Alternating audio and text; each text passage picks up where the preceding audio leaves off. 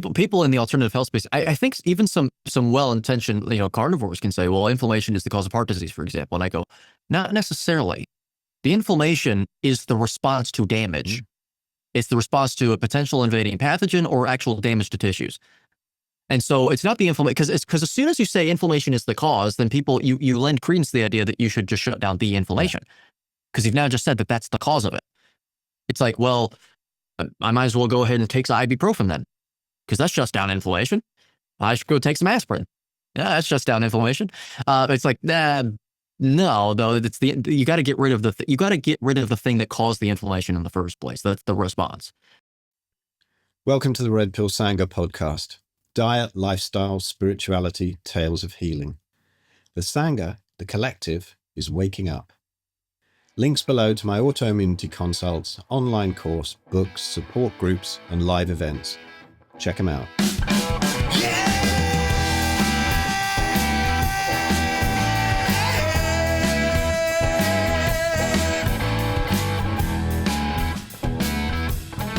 So welcome back, everybody, to the Red Pill Sangha podcast. And I've got Eddie Goeke. Now, Eddie, is that how I pronounce your surname? Correct. Yes, wow, I got lucky. Honestly, yes. I've been going all over the internet trying to find somebody introducing you. And they go, I've got Eddie on the podcast. I go, oh, you bastard. Why don't you just do the surname? Listen, I saw you on Anthony's podcast recently. And you blew me away with the whole sort of scientific thing. It's the only time I've heard Anthony kind of quiet for the whole thing, because he just let you run with everything. And I've got to say to everybody, I've been carnivore since Eddie was about 11 years old. And Eddie probably knows 10 times at least more than I do. So I'm absolutely blown away with his knowledge. Eddie, welcome. Thank you for coming. Yeah, Phil, thanks for having me on. It is a privilege to be on with you, and I'm looking forward to the conversation that is to come. Cool. Well, I can't think of anything to say, so that's it, guys. No, seriously. No, Eddie, honestly, tell me about how you got into this, your early life, the EDS. Specifically, I'd love to start off with something that I heard you say the other day about healing plateaus, because so many people message me. I'm sure you get the same message. How long does it take to heal? How long? And it's how long is a piece of string, really. But we can't expect, after decades of abuse, of plant abuse, to heal absolutely immediately. So you also said what a privilege it was, really, that you had got the EDS thing. And I called my book Arthritis the best thing that ever happened to me, because it forced me into learning stuff, because I'm just a lazy drummer, right? So I don't have one of those scientific research brains, and it forced me into it. And so, yeah, run me through how you came to this, how the EDS inspired you, and the healing plateaus of people. Yeah. Oh boy, how much time do we got? Go for it. Yeah. I know that's a huge one, right?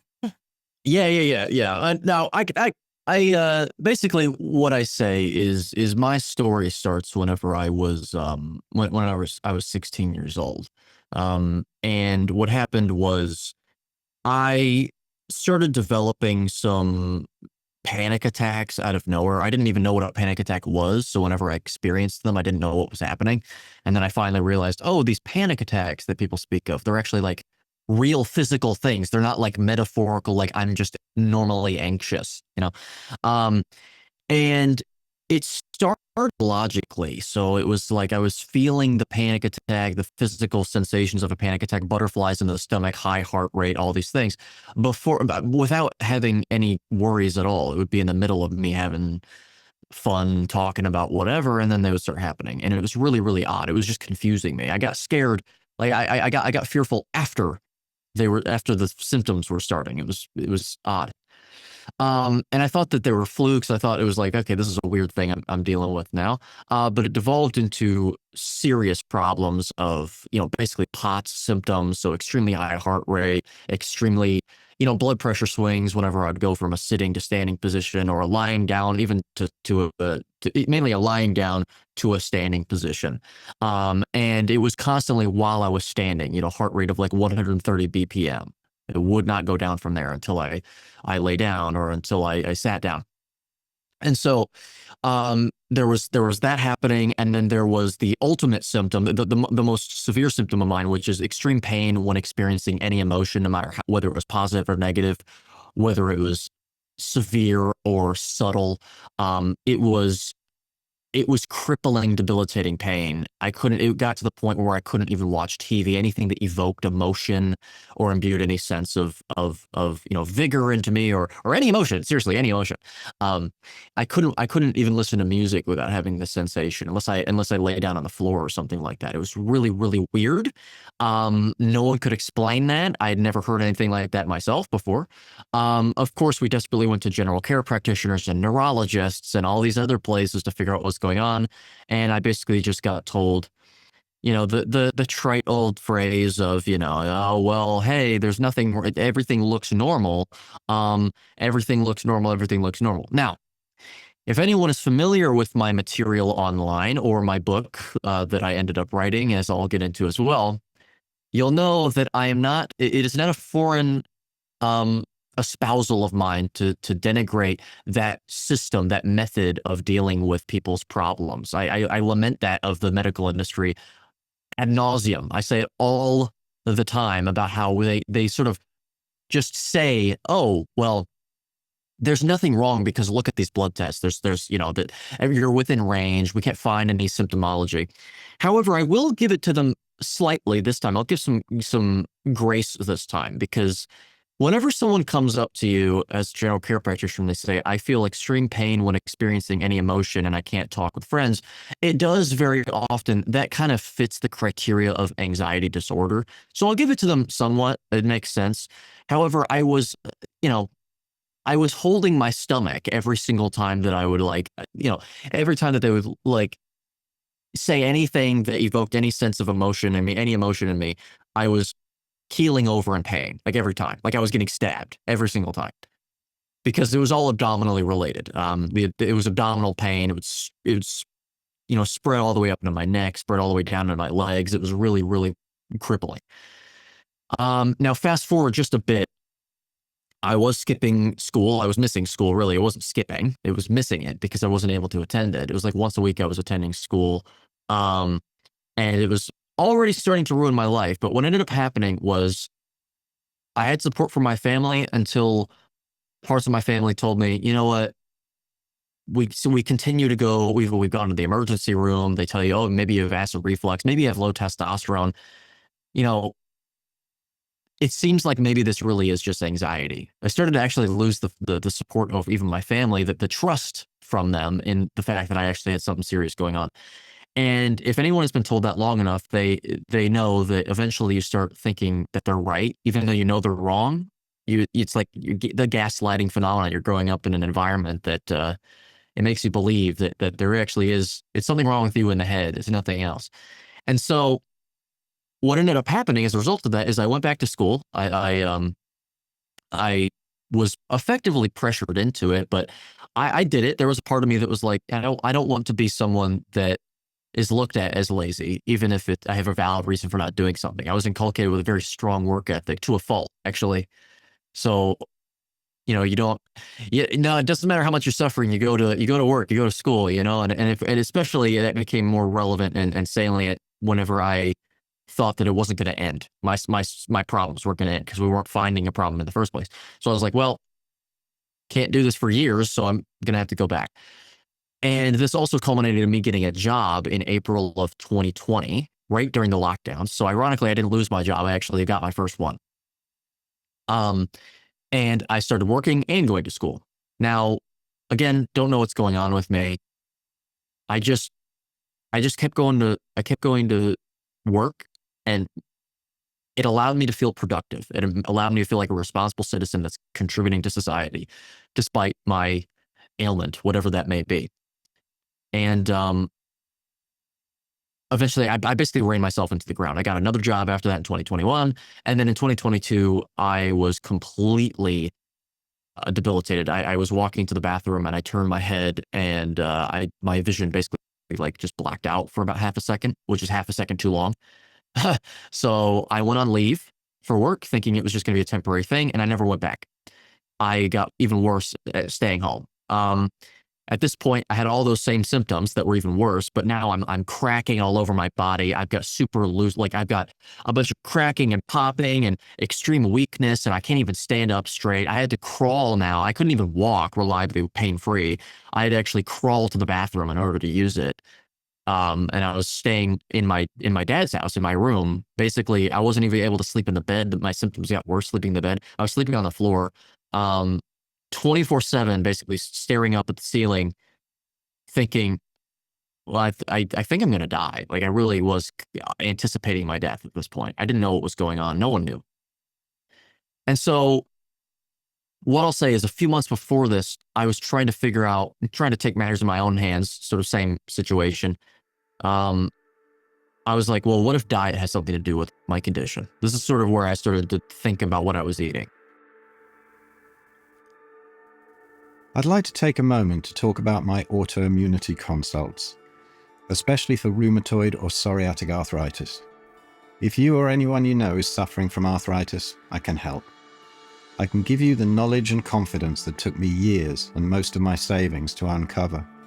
I've worked successfully with hundreds of clients, and I'm in the unique position that I've been through it myself and come out the other side healed. So I know firsthand what does and doesn't work.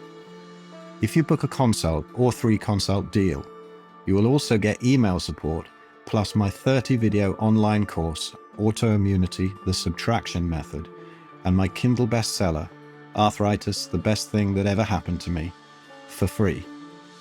For more details, how to book, and to read testimonials, go to philescott.com.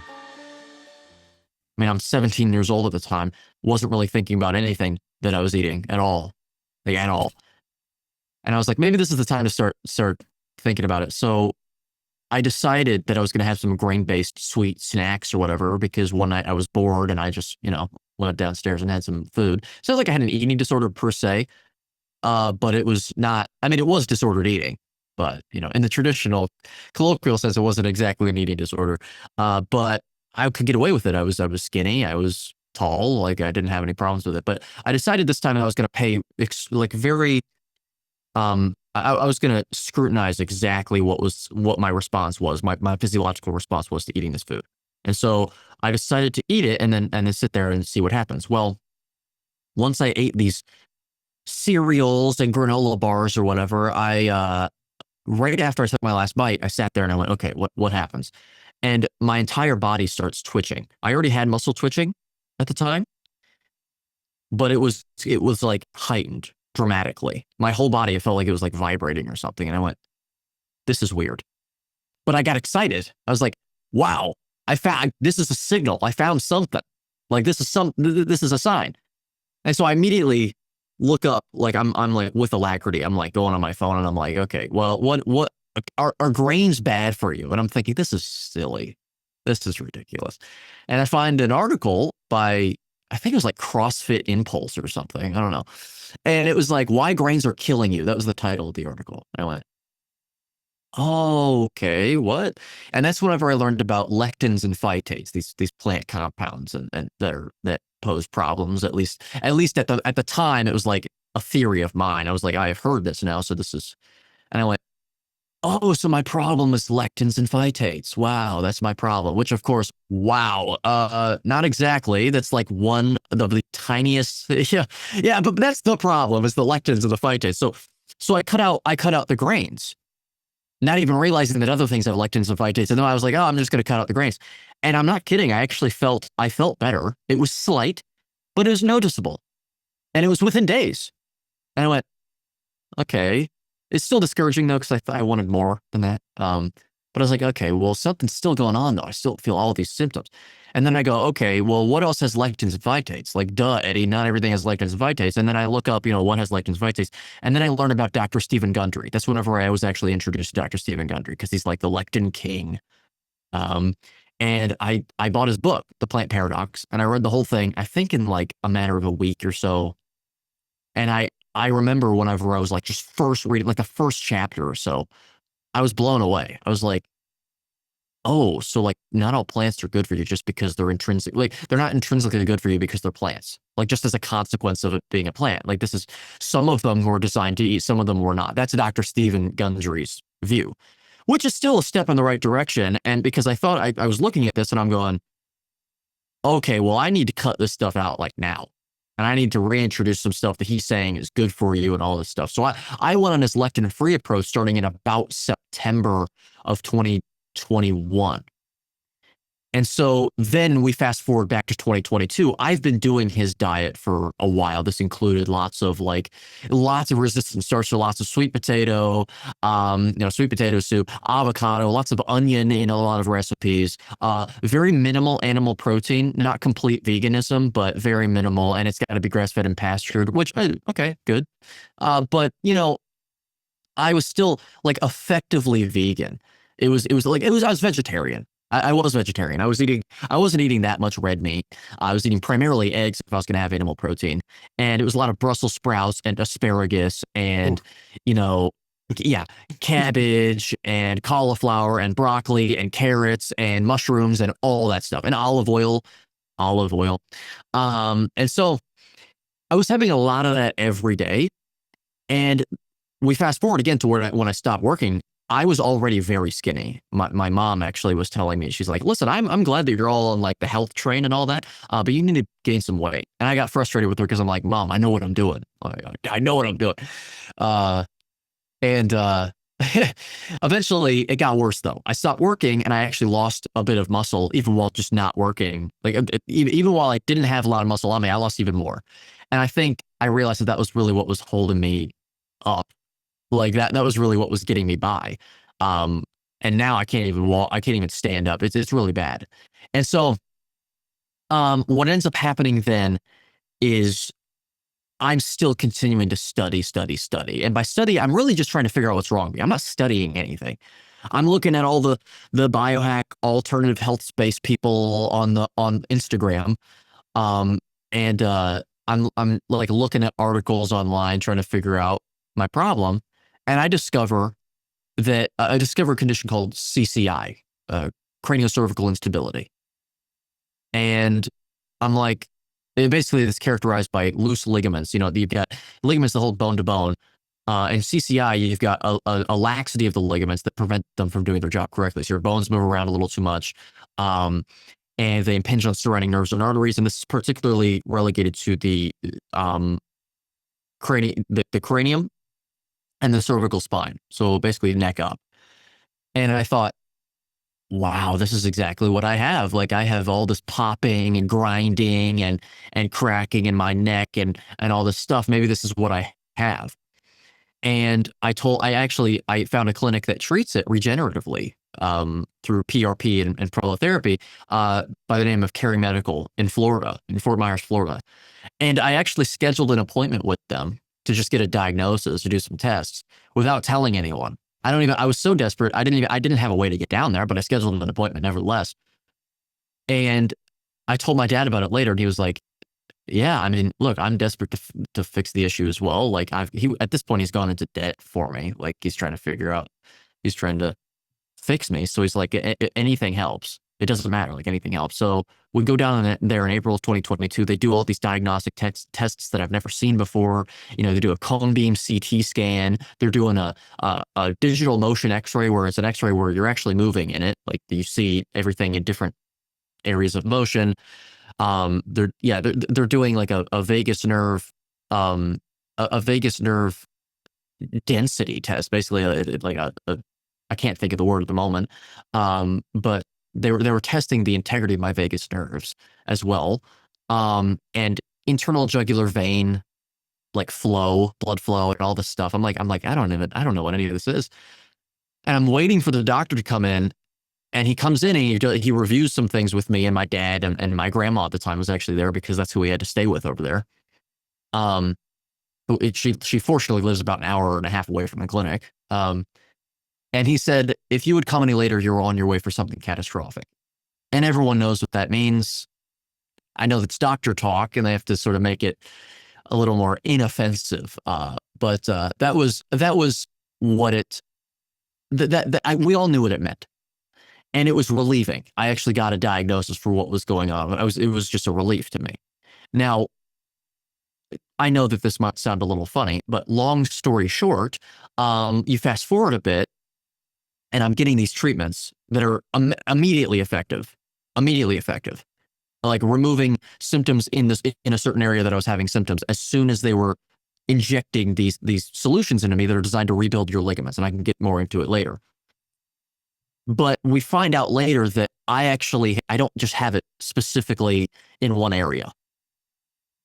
It's not just CCI that I have. I have hypermobile EDS. Like I have extreme ligament laxity in all areas of my body. I have it became very clear that I had a connective tissue disorder. It's not like I was just injured in my cervical spine or something. I didn't get in a car accident. I was asked multiple times if I'd gotten into a car accident when people looked at my x-rays because I had no curve. It was very forward, slanted forward and everything. And so I continued getting these treatments, but I wasn't able to do anything still. I was still disabled. I was now spending all my time with my grandmother in Florida. No friends, no contact with friends. They have lives, so I couldn't even call them really. No family interaction. And I'm in a completely different state. And so what am I going to do? Like, I can't really do anything there. And so what ended up happening was I continued studying diet and stuff. I actually started taking it more seriously, like all this human nutrition science. And I was listening to Dr. Stephen Gundry and Dave Asprey and a few other people as well. And I continued eating this way that I thought was healthy. I listened to more Dave Asprey, and he started emphasizing more animal protein consumption. Now, Dr. Gundry says that prolongs your aging and exacerbates aging, actually. But I thought to myself, you know what? I'm a different case, though. Even if Dr. Gundry's right, I'm undergoing extremely intensive treatment that requires like building blocks for my body. So I should probably eat some more protein. So I started upping it to about 1 pound of beef and 4 eggs, but also still consuming all of the other nonsense. Now I'm eating cassava root and like 3 sweet potatoes a day and like this, everything with coconut flour and almond flour. And like, it was just, made sure to get my vegetables in though and all this stuff. And Oh it's man, like, okay. I've been there, had the kidney stone. Yeah. It's like, I think the only thing that prevented me from getting those was the fact that I was still young, and I still am. But I had a lot of problems doing that. And also it was just a pain in the ass to like make all that food and eat all that in one day. It's ridiculous. But I mean, I was eating all that, and I changed it, up the animal protein. And then I discovered Paul Saladino. Now, everyone sort of has this part in their journey, I think. I mean, not everyone necessarily, but most people's stories that I hear, they discover Paul Saladino. Now, I followed him to laugh at his content originally. That was actually what I did. I was like, oh, this carnivore here, he thinks that eating all this red meat's really good for you. So I was denigrating him, but not in the right way. It was for the wrong reasons. Like, oh, he's eating all this red meat, eating all this saturated fat. He's going to clog his arteries. He's going to, and it was a bunch of nonsense. But I was also saying this is like the worst diet you can consume because he's also eating all this sugar in the form of fruit. And if anyone knows Dr. Gundry's philosophy, he understands that it's not innocuous just because it comes in fruit. Like he doesn't say that eating sugar in the form of fruit is a good thing because it's in the form of fruit. That's not what he says at all. And so I'm under this philosophy that this is like the worst diet you can consume because you're eating all this sugar and all this red meat. It's like horrible for you, and all this honey and all this stuff. And so I followed him to laugh at his content. But as things continued and as my treatments proceeded and I was getting better and better, but still not getting quite there, and I seemed to have dietary problems, I was listening to more and more of his content, and I'm going, maybe he's got a point. Maybe he's got a point with all this like ancestral consistency stuff and this red meat and cholesterol thing. And more I started to listen to him. And then I found the debate with him and Dr. Gundry, and I thought, well, I mean, look, he's at least he has the courage of his own convictions is what I thought. And I went, you know what? Maybe I'll try this. people that know me already and the stuff I say are probably shocked to hear that this was how impressionable this guy was on me at the time. This is like ridiculous. But I decided to shift over. I got some fruit and I got some meat and I was basically eating more meat. And I was eating about the same amount of meat. I just replaced all the plant food I was consuming with fruit. That was kind of what I did. And then I still had some remnant sort of like walnuts and pecans and really like 100% dark chocolate, like baking bar of dark chocolate. And then I started like having a tiny bit of honey and stuff. And this was the first time I did this for about a month. And this was the first time that after I would eat food, my face would get flush red. I would get super sweaty and hot and have heart palpitations after I ate food. It was a big problem. It happened every time. Every time. And I'm going, this isn't good. But I was still confused. I was like, well, it seems like I'm improving my diet more and more. I'm finding more and more answers. But why do I feel worse? And so fast forward to August 14th, I think, of 2022, I discovered a video that was in response to a Paul Saladino video that I had watched previously, and it was about the Randall cycle. And when I watched this video from Paul Saladino, I didn't even know what the Randall cycle was, and I didn't know what he was saying. I was like, okay, well, what the hell ever. I guess eating sugar and fat together is fine still, so I'll do it. Oh, oops, that's my fault. You can cut that out or whatever. No, I leave things unedited. It's all fun. Yeah. So anyway, I thought that, and then I saw a video the next day in response. And I thought, I was like, what is this? This is weird. I just watched this video. So I click it, and this guy comes on who's like in very informal clothing, has a coffee mug in his hand. He's from New Zealand. And I think maybe people already know who I'm talking about at the moment. It's got to be Bart.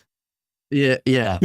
So he comes on, and it's this whole it's this grand opening. You got Vivaldi playing in the background, and Paul's like paused, and you got this intro like, okay, well, this guy's wrong on the internet. Well, Paul's on the internet. Paul's wrong on the interwebs again.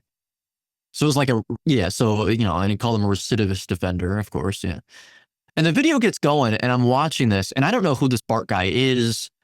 He looks like too informal to be like what he actually is, which is a professor emeritus of multiple different fields. I didn't realize this. But even though it says it, I almost thought professor was sort of it was an act. Like he's not actually a professor. He's just putting that there as like a designed to be offensive and provocative. And I got to be honest, it worked because I was watching this video and it was pause after pause after pause and a bunch of corrections, and it was in an offensive way and whatever. And I thought, who is this guy? Is this guy like a vegan or something? Like I have no idea what's going on. Like I have no clue what's happening. This is ridiculous. Paul can't be this wrong. He can't be wrong about every single thing that he's saying right now. The guy is far more respectful than this guy. And I actually clicked off the video. But I'm not that person to just click off and not look at things again. I clicked off and then I thought I was still thinking about what was being said. And I was like, okay, let me watch the rest of the video. Let me watch some more. And then I hear Bart say something that actually tuned me in for the rest of the video.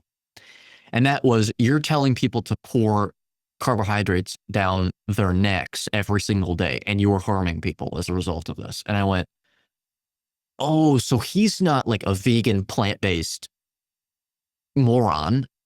He's a full-on carnivore. Like he's saying, don't eat all the sugar. You can just eat the meat and you're fine. And I went, oh, that changes things, because that actually has been the very thing that I've been insecure about this whole time. The whole month I was eating this fruit with all the sugar in it. Every time that I ate the fruit, I wasn't confident in eating the fruit. I wasn't confident in Paul's claim that it didn't cause me any harm. I was confident enough to switch over to the diet, but every time that I would eat food, I was going, this just doesn't feel right. Like I feel like I was right the first time.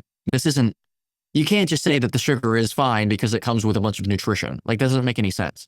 How could this be normal? And he said that, and he validated that insecurity of mine. And that was the one thing that hooked me in for the whole time, because I went, you know what? That makes sense. And then I realized more of who he was. I watched more videos. The next one was on Thomas DeLauer at the time. This was whenever he freshly started his channel back up after moving all of his content away off of YouTube. And I thought, okay, You know what? I think I'm convinced. Like, this is the one thing that I still had a problem with, like with wrapping my head around. I realized who Bart was as a professor. I went, you know what? Okay, fine. I'm going to go ahead and I'm going to make the full change. And so it was right around my birthday. It was about 2 weeks later. I made the full change to carnivore. For 2 weeks, I still kept a sweet potato in just for transitional purposes and some walnuts. And then I got rid of them. I got rid of the sweet potatoes first, had some walnuts, and then got rid of the walnuts. And that was that was whenever I started to be carnivore. But that is when it starts my journey of really studying these things and taking it seriously. Because I have always been an erudite sort of student. I just didn't really care, like in school, but I didn't really care to do homework or anything like that. So it looked like I was just a failure of a student because I was getting bad grades and everything, but it was because I didn't really care about anything that I was being taught. There was no relevance of what I was being taught. That exactly sounds like my school experience. Yeah. Until you have a reason that's very apparent as to why you should learn the thing, you're not going to really treat it seriously. Totally. The only thing I treated seriously was math because I liked solving. Math was like solving puzzles for me, and so it was like fun for me. I liked doing that. And so I doubled up on math. I was like in a junior level class as a sophomore. I finished second in the class in that class. I made sure I took that very seriously.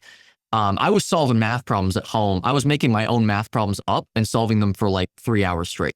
I made the most complicated problems and then I was trying to solve them. That's what I did. But everything else, like English and biology, I didn't take seriously. And so the seeds were there. I just wasn't taking advantage of them. It's like a muscle that has yet to be worked out and exercised. Like it was there, but it's just deflated. And this was the spark. This really was. And so I realized that Bart was a professor. I binged like all of his lessons on his other platform. I watched all of his videos like 24/7, like it was just repeat. This is what I did. I fell asleep to Bart's content.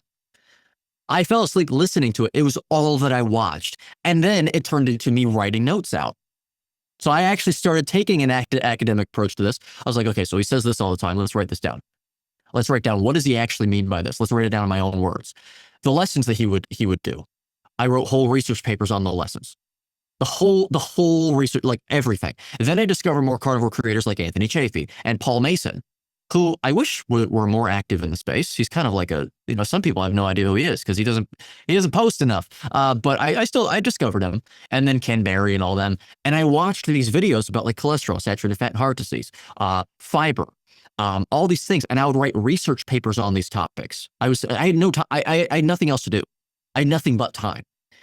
And I was making research paper after research paper with citations, everything. I was obsessing over this stuff. And then I would send it, I would put it in a Google Drive folder and send it to my friends and family and go, you need to look at this.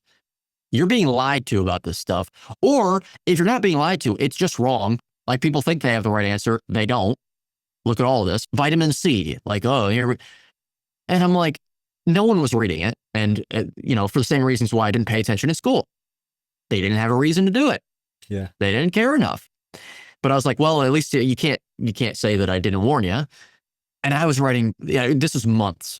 Like I'm actually skipping over a lot of this stuff. I was immersed in this. And then I was talking to my now fiance on the phone. She was just a friend of mine at the time. We had a phone call. And I said, I was laughing about it because I was like, dude, I could probably write a book with all this stuff. Seriously. And I laughed. And then I said, you know what? No, I actually could. Like, I was like, wait a minute. Yes, I could. That would be a great way of getting all my thoughts in order of this new, really extreme, unorthodox way of thinking. To really take a step back and look and see if I'm right. And so for 2 weeks, I spent 2 weeks, 16 hours a day, including weekends, 14 to 16 hours a day. I wrote the whole book because a lot of it was already written. So it didn't actually take that long. And I look back and it's funny, isn't it, when it pours out of you? I think that's about the time it took me to write mine as well. When it's ready, it's ready, right? Yeah. Yep, exactly. Yeah. And so this happened. I look back and I go, you know what? I'm glad that I got the book written. I'll definitely spend some money. Well, I won't be spending the money. If my parents support me enough, they'll put some money in. But if not, I'll wait until I have money. I can go back to work and stuff to get this out. I was just thinking, I'll just put it on Amazon. If people find it, they'll buy it. At least the book is written, and I'll release it for other people. But it's mainly it was actually, I'm not going to lie, it was mainly originally for myself because I wanted to get my thoughts out on paper to see if I'm even right about this stuff. Like, it was a comprehensive review of everything that I learned over the course of months and months of studying relentlessly this stuff and making sure that I wrap my head around this stuff. But then, I'm watching Bart's videos in the meantime, and my grandma comes out of her bedroom, because we're basically living in the same house, but we're not like living in it. They're like in different. It's like we're living in a duplex, like an apartment or something. We're not talking with each other because it's like, family's not the same as like friends. You're close with them, but you can't communicate with them the same way. At least, especially the age gap and everything. I'm like, So she comes out and she hears Bart on my computer. She's like, "Hey, what are you watching?" And I go, "It's nothing. You probably wouldn't be into it. And also, I don't know if you like exactly his approach to things." And she goes, No, put him on the TV. I want to listen to what you're watching. I go, "Oh, all right." So I turn him on, and believe it or not, she thought he was very funny. She actually thoroughly enjoyed his content, and I'm going, "Oh, good," because now I don't have to like turn the volume down when you walk out of the bedroom and be like, obviously it's not like she had any control over what I watched. That wasn't the point. The purpose was like, I'm in your house. I'm not going to play things that you don't like. And also, it's just, I don't want to make you uncomfortable. And so I'm like, "Oh, I'm glad that this is, now I can tell you about this and you'll believe it." And she's thoroughly like, she's like, "Yeah, this makes a lot of sense, actually." And so we're like binging this stuff on a day-to-day basis, like weeks. I'm like, "This is hilarious. Watch this one." And one day she looks at me and she goes, "Eddie, you could do what he does." And I went, "No, that's not true." And the reason I said that was because I am the exact opposite of someone that like, it's the opposite end of the Dunning-Kruger syndrome, where you've got one end of the spectrum, which is the people that are really, really dumb think they're really, really smart. But the other end of the spectrum is people that are really, really like at least intelligent in a certain sphere or something. They know a lot about something, or they're experienced in something. They downplay themselves like more than anyone else. I know. I I have a friend of mine who gets really cross, and I realize I've just said it on this podcast that I'm just a drummer. I go, "No, you know shitload. You've worked with hundreds of people. You've written books. And I still sort of think, well, and people have come up to me sometimes, even at festivals where I'm playing drums. They come up to me and they go, "Aren't you?" And I think they're the drummer in the Daz band or whatever. No, you're that carnivore guy off YouTube. I've lost 50 pounds. I reversed this autoimmunity or something. I go, "Oh, you go like you." It's very difficult to take it on board, isn't it? Unless you're some kind of a narcissist. Yeah. Yes, exactly. And I think I have that, or at least I'm getting better at it. But of course, the thing that's making me better at it is actually realizing that me acting that way is doing other people a disservice. So if I know that I'm actually doing other people a disservice when I'm like that, then I stop. I'm like, "Okay, you know what? Fine. And it's not really an arrogance thing. It's the precise opposite. I'm like, it's hard for me to do that, but I do it anyway. But that was why, that was the reasoning behind that response. It was, no, I can't do that. There's no way. He's a professor, and he was for over, I think he had academic experience for like at least 2 decades. But I think it's over 2 decades that he was in academia. Let me just pick you up there just for a second and interrupt, because I have a son who is 13 years older than you. And I listen to your channel and I learn shit every single video I listen to. So have absolute confidence, please. Go ahead. All right. Yeah, I'll take that. I'll take that. I'll keep that in mind. But yeah, I at the time I was like, this guy, how can I know as much as this guy? And if I don't know as much as this guy, how can I even be? It's just one of those things. And so I call my dad, who's like the voice of reason, right? He's like, and I call him that night and I go, "Listen, get a load of what my grandma just said. Like, this is like, isn't that silly?" And he goes, "No, Eddie, actually, I've been thinking about that for a while now. I just haven't said it. Because I want to be very careful with this, but I think that you definitely can do that. I think she's right." And I was like, "Seriously?" And he goes, listen, I've already gone into debt for you. So I expect this money back, but I will invest $2,000 into like studio equipment for you and everything. And I'll set it up here at the house at home for you when you get back. And the deal is that I'll get this equipment if you actually start up a channel and you do this stuff. Like you basically, you start making content and spreading the message. And I went, all right, man. So that's some pressure on me, but sure, go ahead. If you have faith in me, like, go ahead and do it. So he spent more than $2,000, and he got most of the equipment that I still have in front of me. Actually, is from that. I have paid him back since then. But I started over time. I started making content whenever I was more frequently able to go back home, because I was getting better. And I started practicing making the content, practicing with the editing, practicing all this stuff. For 6 straight months, I was trying to make sure that I got it like right before I did it. And then on January 20th, we were also in the process of getting the book released. We outsourced that, and we were working with someone that my dad actually works with at a restaurant who does like graphic design for like the art style in my book and everything like that. We're getting the title and description. We're doing all that in the meantime as well. But I got the channel started up first, January 20th of 2024. And ever since then, I have been building I mean, I suppose that you could call it a brand, but it's so that I can spread the message of carnivore. And I am taking it very seriously. I make content that is regarding, it's a bunch of debunking. A lot of people call me a Bart copycat. First of all, there are some influences, of course, from Bart, and you'll see that. But as much as people that are going to hate and disregard what I say anyway, and disapprove of me, they're not going to believe me anyway. But I mean it when I say this. We were already, there's a reason why I was so turned on to Bart's content. It's not that I was influenced highly by Bart and I'm starting to mimic him. That's not what happened. It was that he and I had very similar temperaments when it came to the academic side of things. And that's why I was so into his content. It was sort of flip-flopped. And so I already was sort of like that. I already had very similar temperaments. But if anyone watches us in interviews and watches us and actually compares us for longer than 10 minutes, you'll find that we're actually very different. We're very different. We're our own people. But nevertheless, the formats are still, I make reaction videos. I pause and I comment, react. And it's in a very,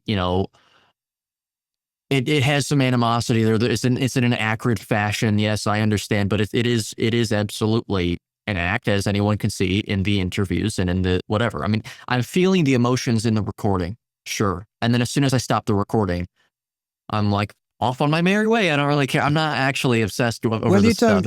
You don't swear as much as Bart, but also people think he's like that and he's horrible. He is sweetest guy behind the scenes. He's just lovely. I've known him for a long time.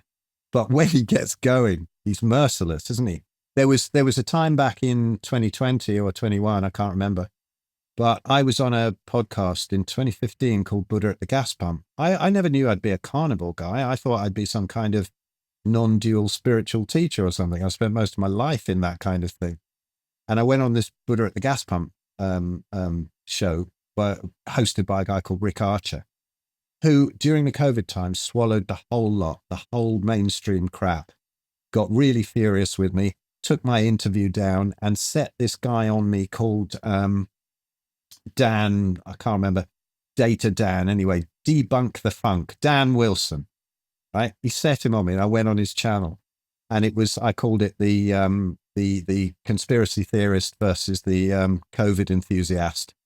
And anyway, because he's so aggressive and so unpleasant, it looked like he completely wiped the floor with me because I'm just going on intuition and just common sense. And he's going on corrupt studies. And Bart got hold of it. And he said, right, I don't know if you've seen it on his channel, but it's hilarious.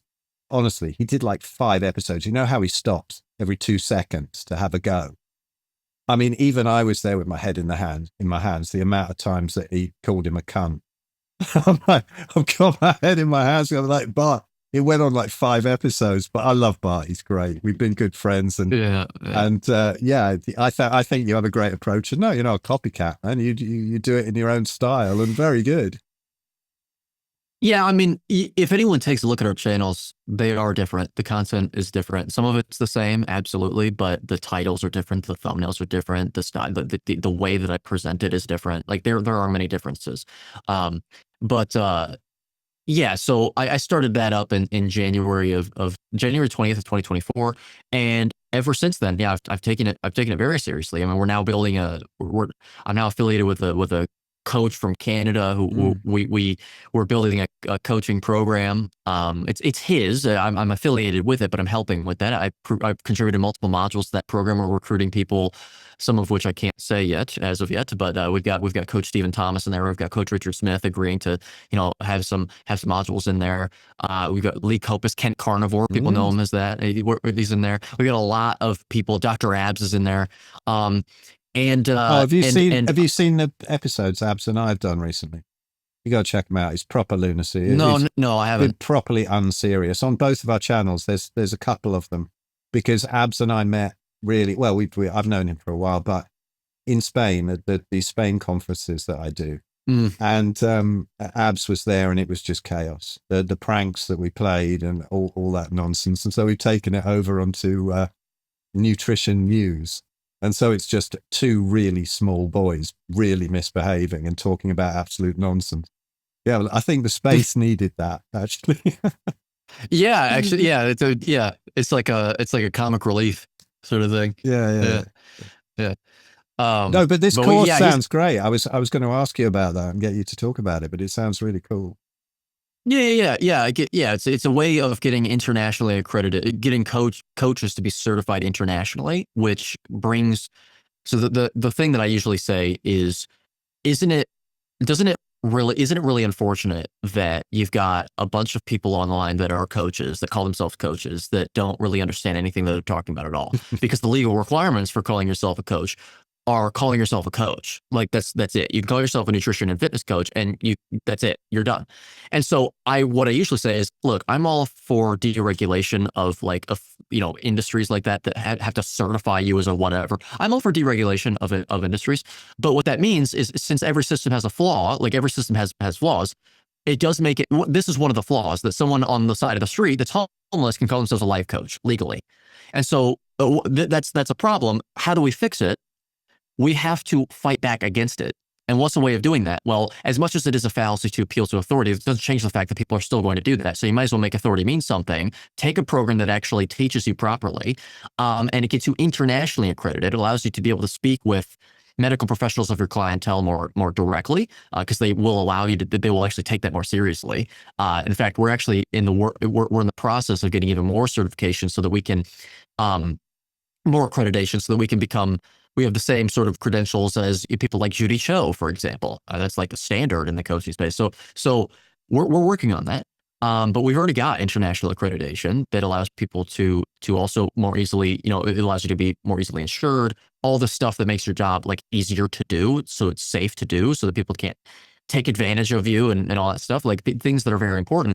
And I've contributed multiple modules to that program about vitamin C metabolism on carnivore, actually in general, so that you understand how to tie diet to mechanism. You understand the mechanism, so then you understand how things work innately. Um, I've got cholesterol, saturated fat, and heart disease. I've got a module on that. I've got a module on ketogenesis, gluconeogenesis, on coupled versus coupled mitochondria. I've got a module about um, the Randall cycle. Got a module on dietary carbs and their implication in high intensity training, all this stuff. Like I've got a lot of modules there, and then there's obviously modules on coaching itself, like coaching clients themselves and all that from other people.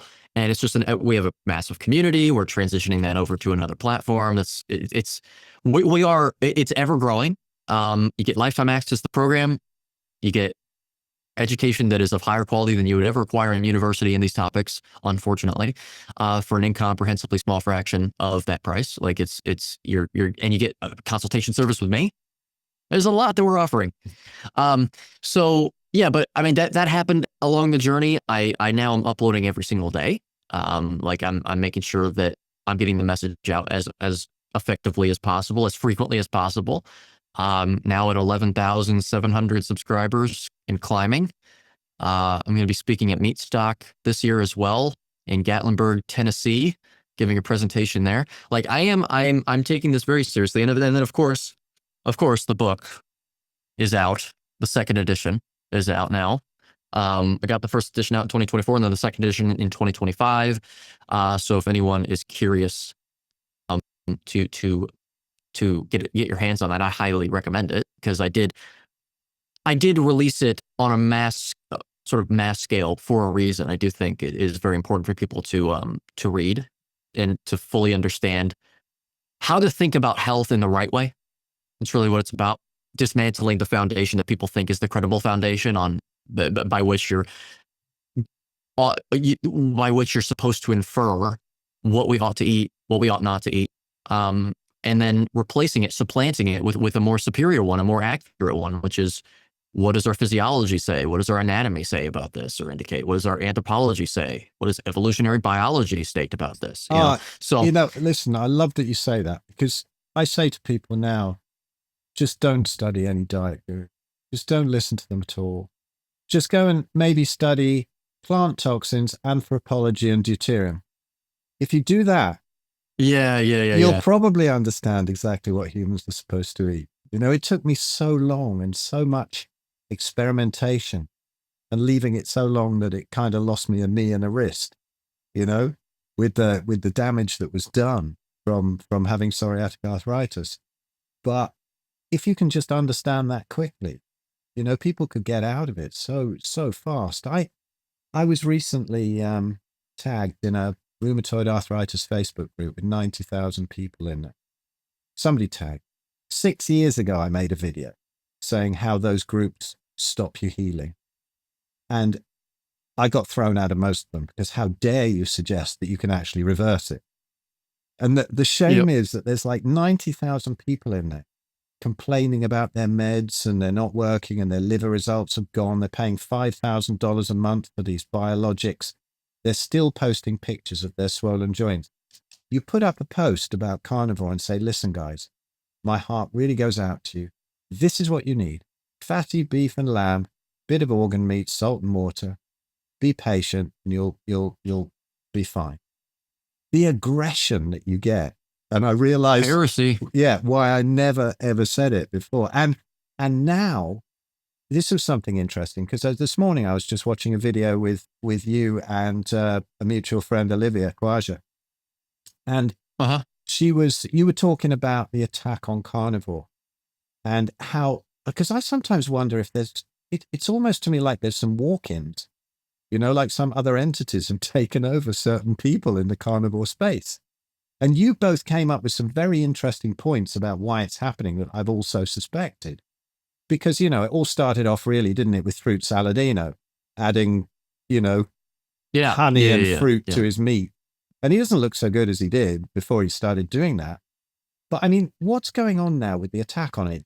I suspect that it is so incredibly effective that it's starting to worry the pharma companies. It's starting to worry the big food companies, because I've worked with people probably with diet for about 40 odd years.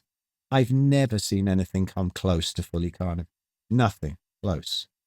So it must be scaring. What do you reckon? It's definitely getting more attention. I think that it's easy whenever you're immersed in carnivore and the alternative health space generally for a long period of time to believe that it's more popular than it actually is. I will say that, because I was just talking to my fiance about this last night.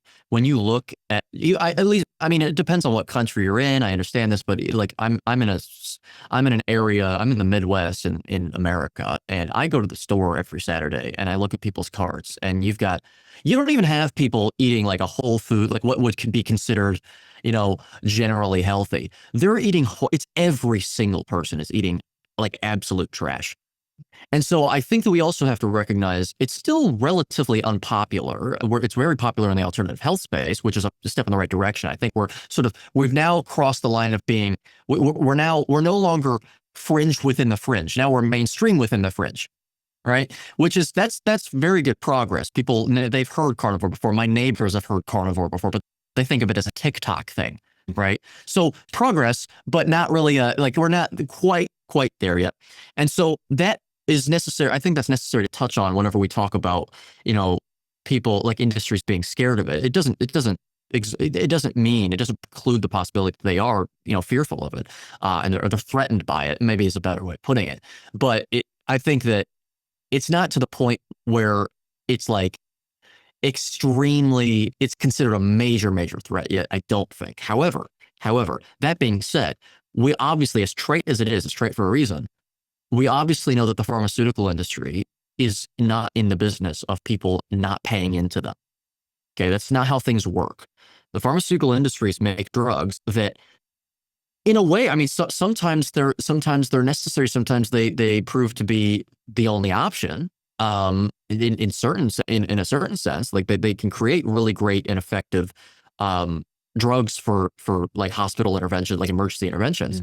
But the primary way that they actually make the primary way that they make a profit is through pharmaceutical drugs. They're through, like, it's basically a subscription service. That's what it is.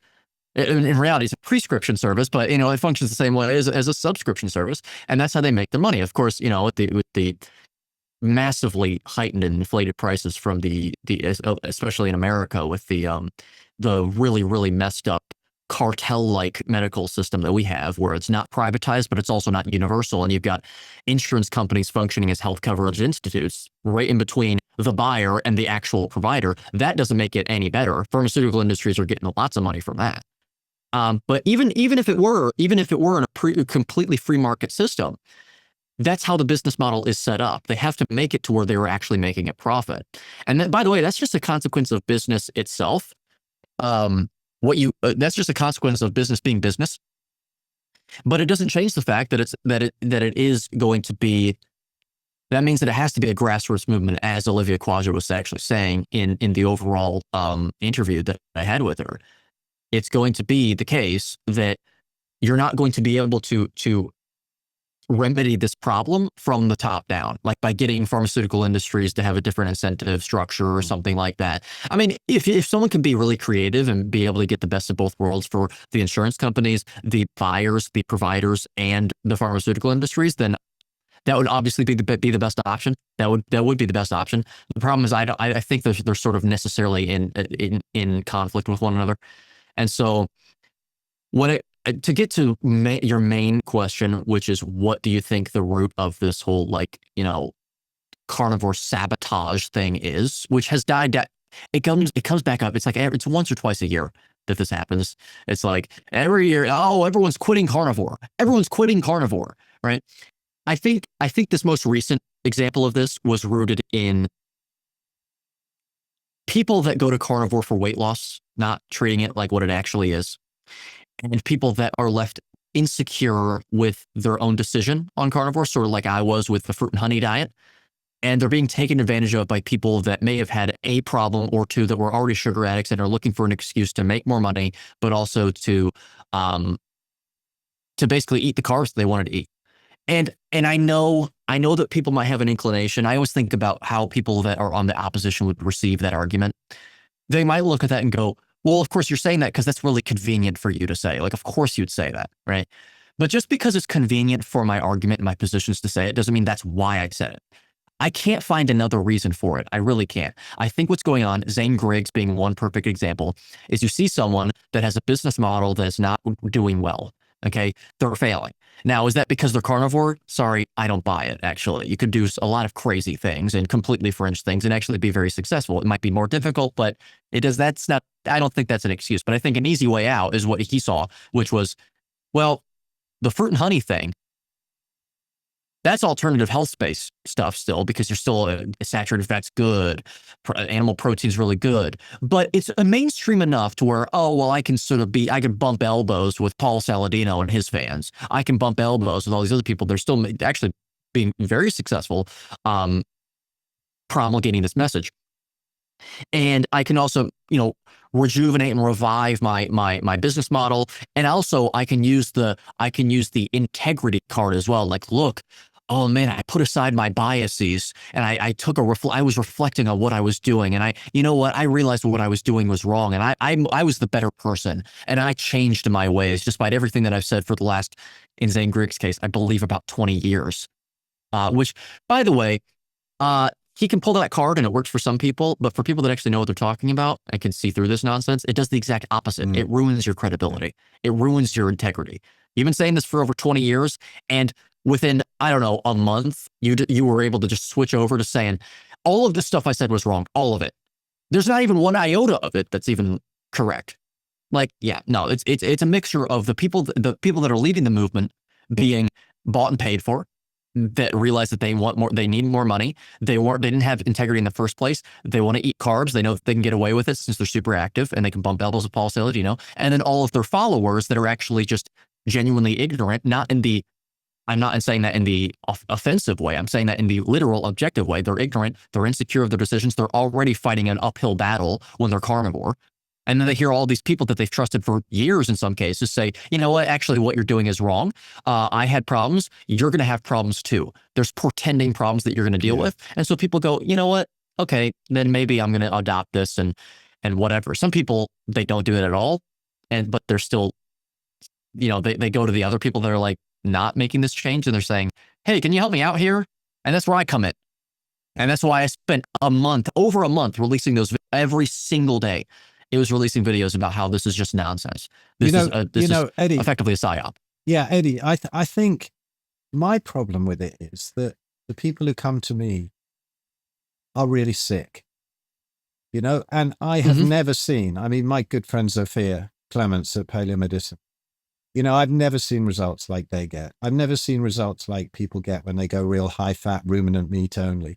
And this is for people with, you know, who are in screaming agony with horrible suicidal rheumatoid arthritis.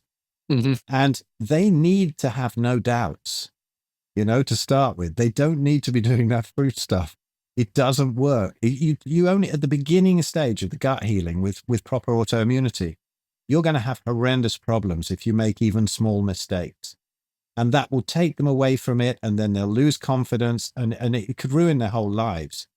And I wonder, these people who are now suddenly going, you know, fruit as well, and all of this. Oh, I feel so much better with carbs. There's Sarah Zaldivar, isn't there? There's my friend Rachel Brown. I've got to have a word with her about that, actually, because she's done it as well. And I just wonder what's going to happen, like a few months or a year down the line. Will they still be as confident with it? Because when Fruit Saladino started going on about it, quite a few people jumped on, oh yeah, let's add some fruit. But I've seen people, I mean, I've got a Facebook group with about 20,000. There's bigger carnivore groups as well. And I've seen people in there saying, yeah, I tried that and it really hurt. It really ruined a load of progress. So this is the kind of thing that you see, you know? I don't know. Yeah. I'm just worried about the real sick people getting confused at the beginning of their journey. That's what bothers me. Yeah, exactly. Exactly. That's why I was able to step in. That was my role in the space. Yeah. I was just one of those people that I'm a stalwart defender of this. And if you look at the facts, this is not something that is, at the very, very least, if you want to intervene and use sugar as a drug for certain people, if they have, like, I was just talking to someone yesterday. They said, what if there is a woman that I'm dealing with, because they have a client they're dealing with that is menopausal and has extremely, they have very low thyroid function because of it. They had thyroid-related disease, and they're struggling with like losing fat or whatever. And I said, first of all, we would try all of the carnivorous interventions first, like every fat to protein ratio adjustment, different types of foods, different variety, different this, different that. And then if you wanted to implement like 10 or 20 grams of carbs in a way, in a form that's not addictive, which is very important. Okay, telling people to have 10 to 20 grams of carbs in the form of honey and fruit that's actually sweet to taste, they're not going to be 10 to 20 grams for very long, okay? Not very many people can do that. But if you have 10 to 20 grams in the form of white rice mixed in with all your food, your carnivore food, that's a different story. But I said to her, that doesn't mean, even if we're going to play like the hypothetical game, you can't look at that and say, oh yeah, I have a client here and there that has serious problems from decades of doing something wrong, that we've had to use sugar as a drug, like you use other things as drugs for, to sort of ameliorate the problem or mitigate the problem. And therefore, this is why you should too. And this is how you're going to have problems if you don't do it. That's what they started doing. They said, oh, well, people can have thyroid problems. People can have, you know, electrolyte disturbance problems. If they go carnivore and they stay carnivore long term, which first of all does not implicate carnivore. One of the biggest things that I see is people under eating, which is easy to do. I'm not blaming the people or faulting the people for having problems with eating as much food as it seems they need. I'm not saying that. It's not the fault of the people. It's the fault of people like, you know, people now like Dr. Sarah Zaldivar, unfortunately, that I had to do videos on. Well, I interviewed her a while back, and then she blocked me, if you didn't know that, actually. Oh, did she? After she made the... Yeah, she decided... she never even reached out to me. I didn't even make a video on her yet. Once she made the change, blocked people that didn't even know her, that followed her, that were carnivore. She actually decided to do that, which was like... It was like she was like saving herself the controversy. That's like weird. she didn't even want to see it. That's weird. Yeah, so but you have people like her that are saying, this is what's going to happen to you. You're going to go downhill. Oh, it's a ticking time bomb. You might feel good now, but just wait. You know, pulling the classic vegetarian vegan arguments, basically. It's a horseshoe theory is real. It really is, isn't it? But they do this and then they extrapolate that to like every single person and they say, yep, well, I'm having a bunch of clients having this problem, and it must be the carbs. It must be the carbs that they're not having. What is the mechanism? And so that's what I brought. That's what I brought that month. I was like, okay, well, here is the actual science here. These are the facts, okay? Because those are constant. They are a function of objective reality and objective truth. And if you don't believe in objective reality and objective truth, well, go ahead, but you're not someone that I would advise anyone to adhere to it and listen to when it comes to any aspect of reality, actually, but especially, you know, nutrition and diet. And so that was my biggest problem was, yes, that it was the sowing of doubt into people based on the tiniest signal, the noisiest signal that you could actually find, like, oh, yeah, that's why I thought that there was some ulterior motive. Like, how can, with this small amount, this small little push to your tower that you've built over the last 5 years, you just immediately flip-flop and you go, okay, fine. Yeah, fine. Whatever. I'll take down this building and build up a new one. Like, okay, fine. It's like, what? Seriously? Like, okay, so how voracious and how much integrity did you have over the last 5 years, really, then? Like really, how much thought was going into your espousals and your positions?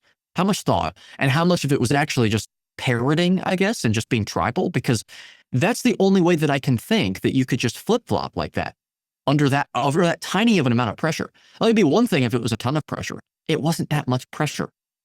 It really wasn't. It's a lot of people that talk a lot in this one area of the alternative health space that make a lot of noise for a minute. But like, why did you start change? Why did you like? It's really unfortunate. And so that's what our roles are in the space as influencers, as whatever you want to call us.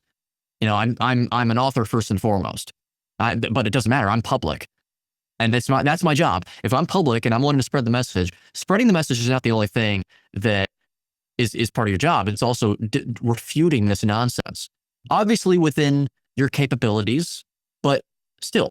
Like that was one of my, especially as the person that I've put myself up to be as well in the space, is someone that actually defends this stuff, like stalwartly and with fortitude. So yeah, I think it's cool. I think you and Olivia were talking about a good point about, you know, people say, oh, it's dogmatic and you're part of a cult and that kind of thing.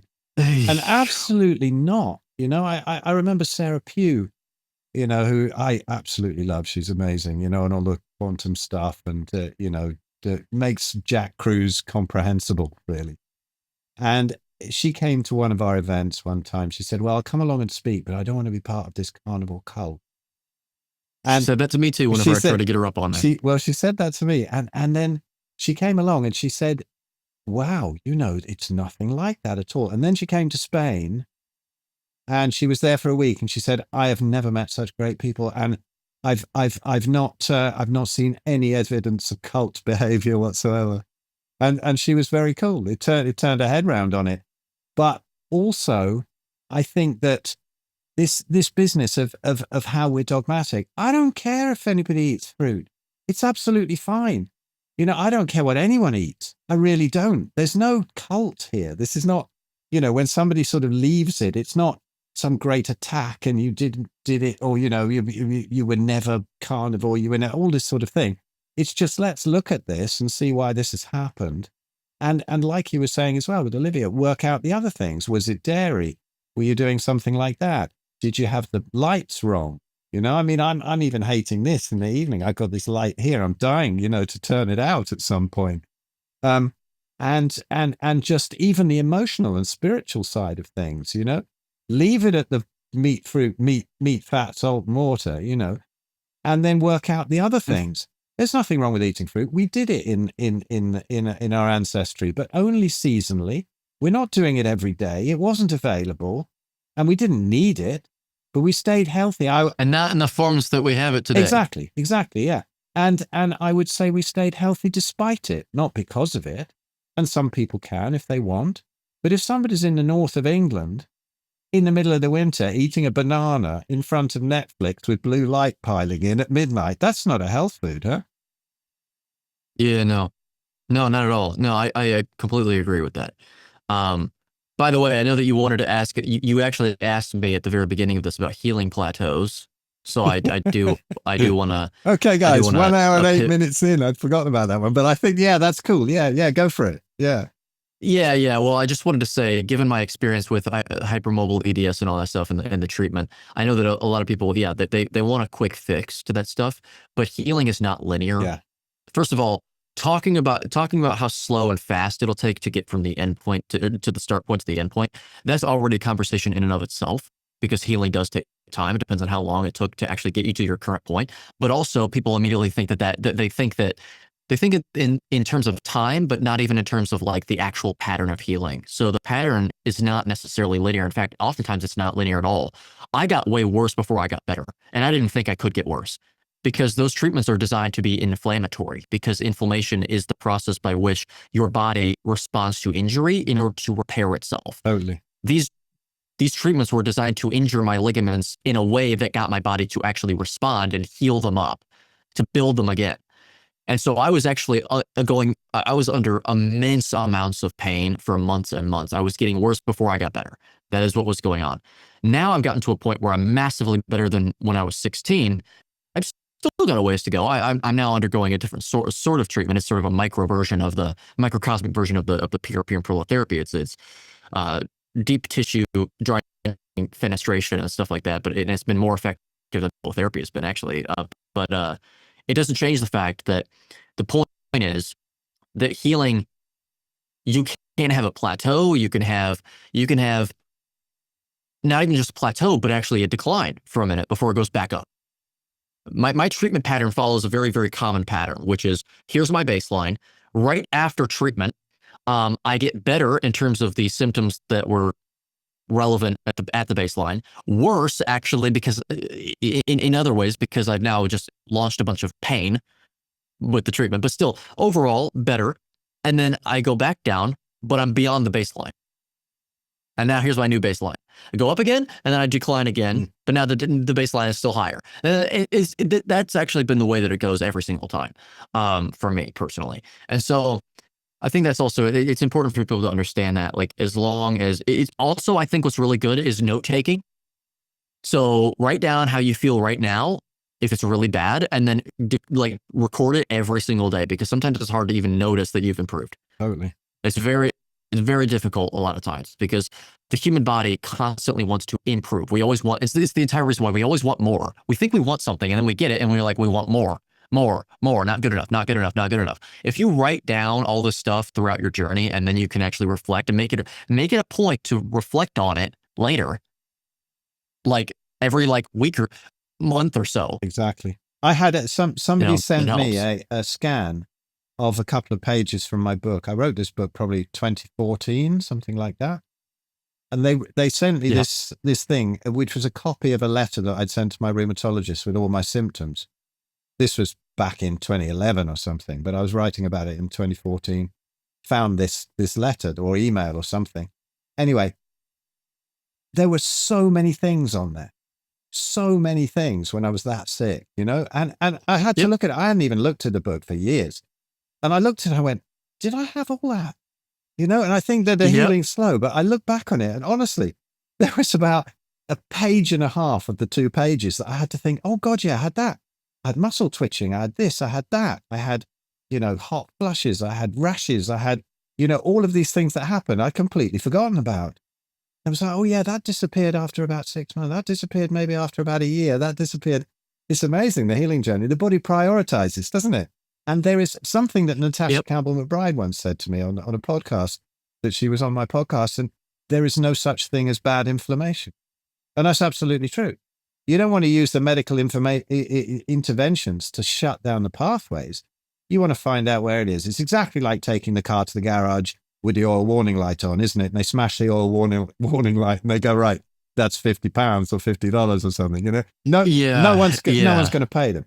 But that's what they're doing. I know it's painful. I know you want it gone. I say to people who come with horrible rheumatoid arthritis, but you've got to let the body clear those toxins. That's what it's doing. That's what it's supposed to do. And as the gut heals, then it'll carry on for a while and you'll get these flares, and then they'll get less and less, and down it goes. But you've got to at some point face that inflammation when you're doing things right, and just let it play itself out, because it will die down. Yep. No, I completely agree. I mean, inflammation, people forget. This is what bothers me about people saying that inflammation is the cause of disease or a cause of disease.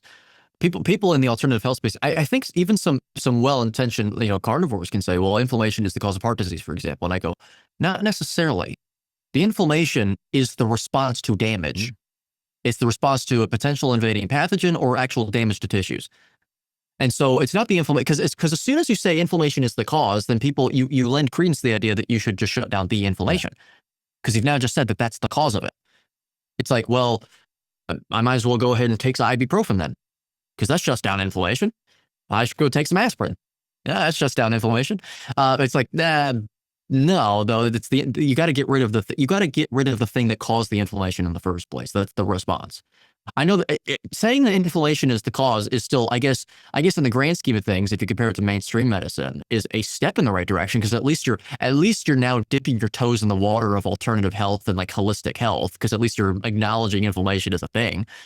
But the whole, it's still a step in the right direction. Is not all the way up the staircase. Like you're almost there. You're almost there, but not quite, like halfway there. And so that's why I'm glad that you said that, because inflammation is never, that's not the problem.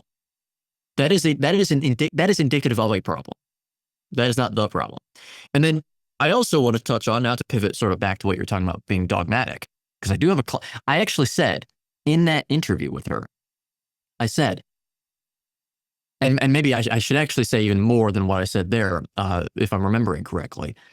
People have a misconception of what dogma actually is, first and foremost, even in the colloquial sense and also in the official sense. Okay, in the colloquial sense, dogmatic means like things that are completely false, cultic. But again, let's go even deeper. What does it even mean to be cultic? It means, and dogmatic in that sense, what it means is that you have a collection of ideas that you don't respect or accept any nuance surrounding. Okay, which means that you don't respect any deviation away from that in any way by any individual or by any espoused doctrine from anyone outside or inside the group. Okay, and it is oftentimes built on lies. Okay, it's oftentimes falsehoods. The dogma is erroneous. Okay, that is the colloquial sense of dogma. Okay, now if we're going to run with colloquial sense of dogma, that does not apply to what we say, which is carbohydrates aren't required for human beings. We are carnivores. We are, human beings have a species-appropriate, species-specific diet. They say that that's dogmatic. Okay, that would be like saying a lion is carnivore, is dogmatic. What they conflate that with, they think that what they mean by dogmatic is what I just described. But what they're actually implying, their understanding of dogma is basically rejecting any deviation away from a claim. Well, that would be like saying that this table exists in front of me is dogmatic. Because, well, if someone says that the table in front of me doesn't exist, and I don't accept that, well, that's just being dogmatic. Why don't you just accept what they say? Like, it's just a perspective. It's like, no, but that would, again, truth itself by their definition is dogmatic. And that actually gets to my next point, which is the actual denotation of dogma does not necessarily mean false. Things that are true can be dogmatic. Like there are sets of dogma that are true. That's not what dogma means. They don't understand what dogma means. They just throw this word around as a synonym with cultic. And again, they don't even have an understanding of what being cultic means, because they think that being cultic means rejecting basically any deviation away from claims that are made. But it's like, well, if that were the case, then we couldn't even accept the reality of objective reality. You'd have to say things like 2 + 2 = 5 too, if you wanted to, because I mean, I can't be dogmatic and say 2 + 2 = 4 only and always. Oh man, that's too dogmatic. It's like, that's not what dogma is. So anyway, people have a misunderstanding of what dogma actually is. That's what drives me insane. Like, stop being so dogmatic. Stop being so dogmatic. It's like, you mean stop telling the truth? Like, human beings are carnivores from every inference that we have, and until someone provides me with any other evidence, I'm not going to say that. Or I'm not going to say otherwise. Like, that's not dogmatic. That's just true. And if something is actually an opinion of mine, then I'll say that as an opinion. And then, there we go. But they just want everything to be your opinion. They don't want you to ever assert a fact, because if a fact is controversial, then you're being dogmatic. It's dogmatic. So anyway, just wanted to give my thoughts. Yeah, no, I think on that's that spot too. on. I mean, but then again, you get the people who believe the lies, and then they have exactly the same assurance that it's true, don't they? I mean, I've got a long video with a friend of mine, the co-author of the Red Pill Revolution and Red Pill Food Revolution books that we did on my YouTube channel, of exactly going into this whole ridiculous vegan meme that they always post. Whenever you get into some argument with them on Facebook or something, they end up posting that meme about teeth, and they've got like omnivore, carnivore, this and that, and it doesn't fit in with anything. I think it's Anthony, is it Anthony or Bart or something? They always go on about the hagfish, no teeth whatsoever, fully carnivore, gorillas, great big fangs, they're herbivores. And that, just because we look a bit more like gorillas than we do like hyenas or whatever, that we're more similar to in a digestive system and pH, they think, all right, we're good. And so you say to them, okay, well, you try eating 50 pounds of dry vegetation a day plus your own poo for the B12. See how well you get on. It's not all about tofu burgers and stuff like that.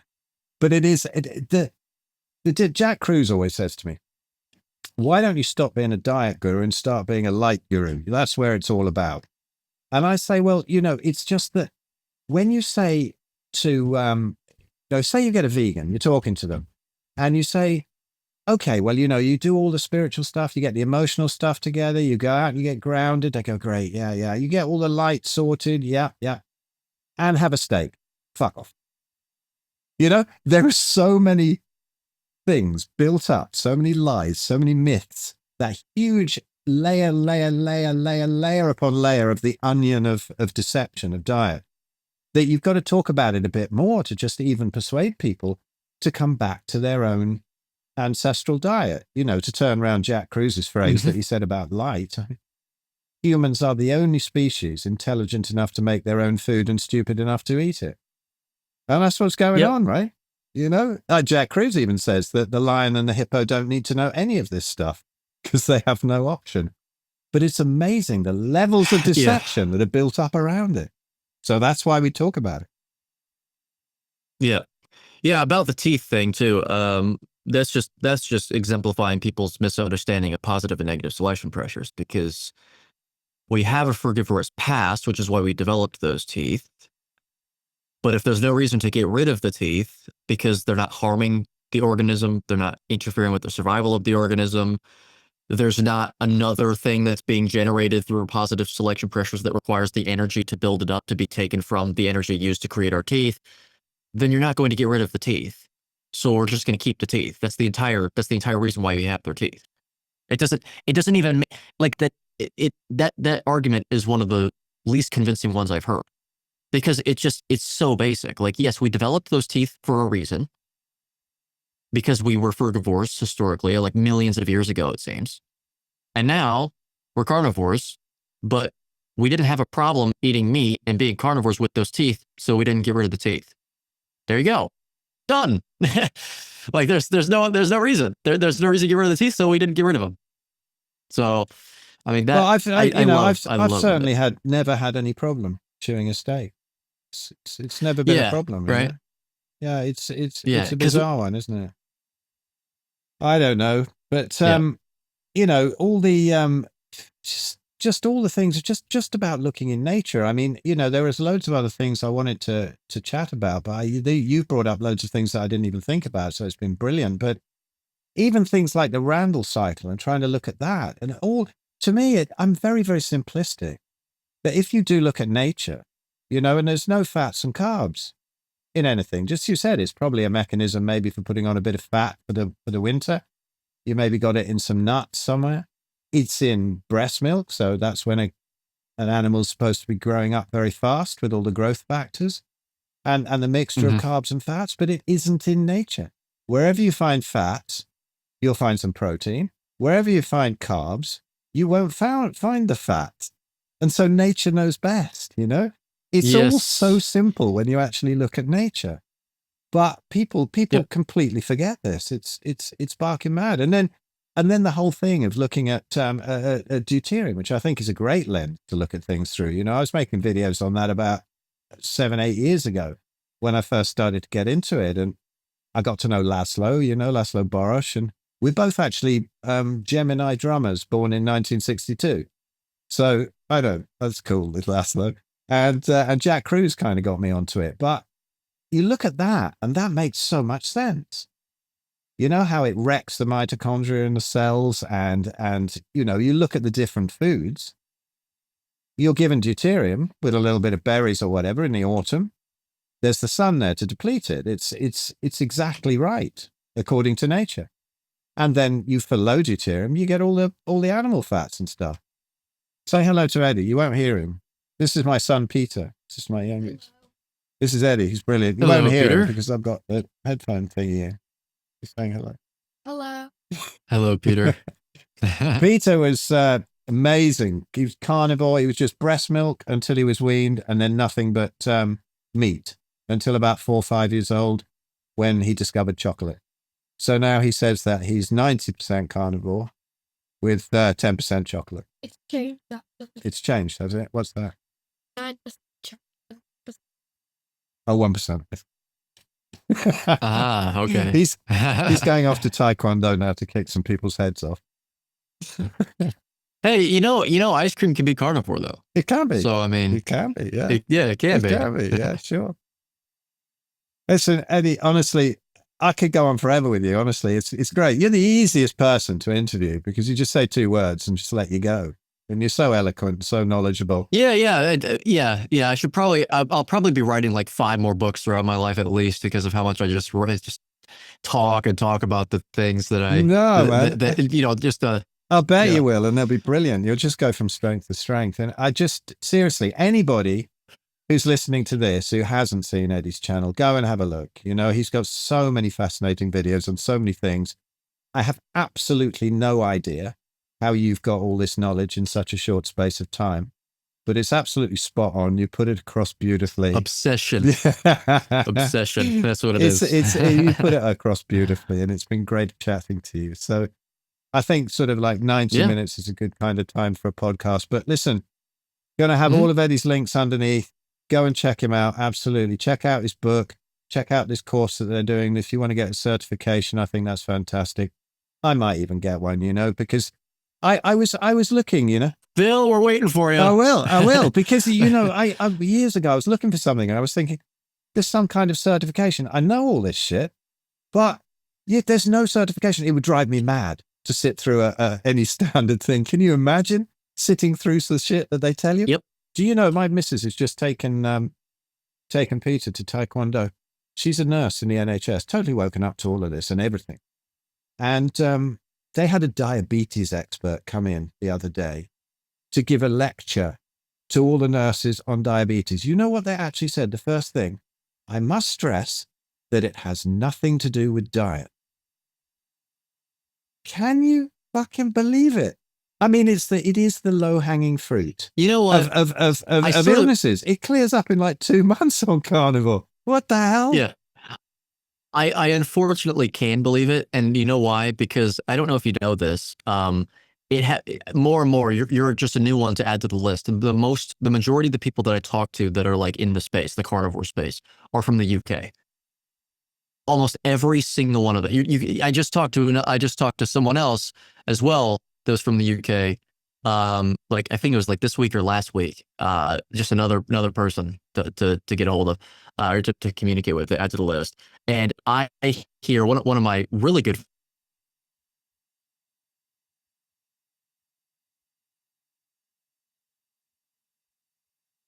talk. He tells me all about this stuff, and unfortunately, I can believe it. Apparently, veganism is still at least bigger in London than it is in the United States. It's still a big thing. You get these vegan restaurants and all this vegan propaganda on buses and metros and all that stuff. Like you still have, yeah, yep. Oh, it's not. It's not. Yeah. But there we go. Yeah. Let's hope all this nonsense is winding down. Eddie, thank you so much. And of course, thanks for having me on. Everybody, go check out his channel, his book, his course, everything. Thanks, Eddie. Yes, no problem. Absolutely. Music with the people.